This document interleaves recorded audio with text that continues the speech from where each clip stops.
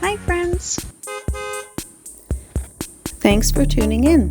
If you like this video, please give it a like, comment below, and take a moment to subscribe to our channel. Sainte-Madeleine-de-la-Rivière-Madeleine is a charming village on the beautiful Gaspé Peninsula in Quebec. This small coastal community is home to just a few hundred residents, but it offers incredible views, history, and natural beauty that make it a hidden gem. One of the main attractions here is the Cap de la Madeleine Lighthouse, a historic site open to visitors. You can explore a small museum and a gift shop filled with local crafts, all while taking in breathtaking views of the St. Lawrence River. It's a perfect spot for photographers and anyone who loves maritime history. Outdoor enthusiasts will love the area's pristine nature. There's a marina that caters to boaters, and even a special rest stop for kayakers exploring the coastline. If you venture to the valley in nearby Manche des Pays, you'll discover a small ecological reserve, where the mild microclimate allows fruit trees and small-scale agriculture to thrive.